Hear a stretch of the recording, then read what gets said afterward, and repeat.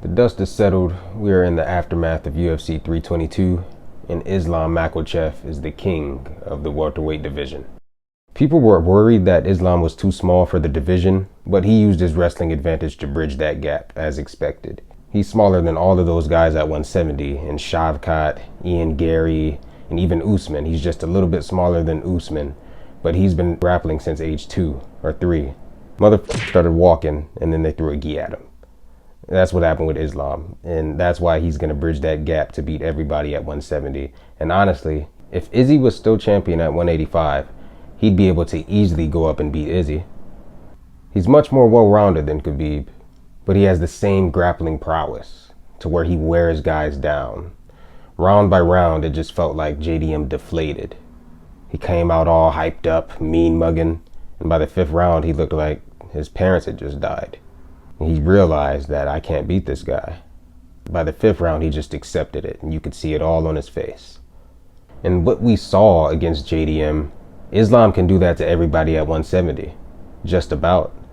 Ian Gary's going to give him problems because he has world-class jiu-jitsu, but I think Islam can overcome him. Usman is going to give him probably his greatest challenge, in my opinion, because Usman has the wrestling abilities to match up against Islam. Look at what Usman did against Khamzat at a bigger weight class at 185 on like 1 or 2 weeks notice. So with the full camp, he's going to give Islam one hell of a fucking fight. Carlos Prates is a guy that you have to keep away from grapplers for at least the next 2 years.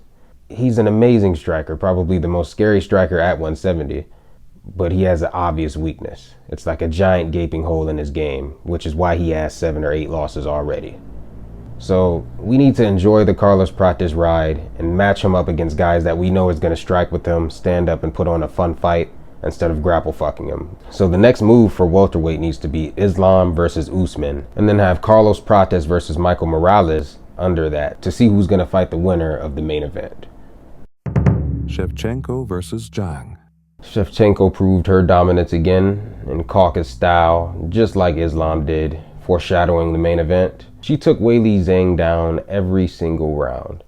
And every single round she took her down, I simply went away to do something else. Because I knew that she wouldn't posture up to land big, devastating ground and pound. This is just the harsh truth. I love Valentina striking. We all do, but she didn't show it this fight. And we all know why, because Weili Zhang is a power puncher. So it was smart for Valentina to do this game plan, but it wasn't entertaining. But despite what we think about how entertaining it was efficient. You're not going to see any crazy submissions. You're not going to see her posture up and land some big, devastating ground and pound. She's simply going to coast her way to a masterful decision victory. She's been getting a lot of heat for how she's handled her last few fights, resorting to the grappling as opposed to the Muay Thai striking style that made her a popular favorite. But despite what we think, we have to respect it. We have to acknowledge that she's undoubtedly the greatest women's fighter of all time. Her or Amanda. Edwards versus Prates. Leon Edwards got KO'd in a disturbing way. Before he got KO'd, he was smiling. So as he went to the ground, he kept smiling. And while he was on the ground, he kept smiling. And while he was unconscious, he continued to fight the air as if he was still conscious. One of the nastier knockouts we've ever seen. But what else did we expect from this fight? We knew that this was going to look like some shit from Street Fighter or Mortal Kombat. Fatality. Brutal game MMA is. Leon going from the top of the world, headshot dead, KOing Kamaru Usman in the 5th round of a fight that he was losing, to this, being headshot deaded himself. I still think Leon has a chance to be a top contender in welterweight. But As long as Usman, as long as Khamzat, as long as Shavkat, as long as Ian Gary, as long as all of those guys are at welterweight, Leon isn't touching that belt again. He doesn't have the grappling prowess to skill that gap against those guys. But he could still be a top contender. He could still be a gatekeeper of that division. I think the next fight for Leon Edwards should be Joaquin Buckley. That's a great matchup. Two guys who you know are going to bang it out, and we're likely going to see another devastating finish like we saw last night. St. Denis versus Dariush. Benoit started off the card with a fucking bang. About 10 or 15 seconds into the fight, boom, lead hook.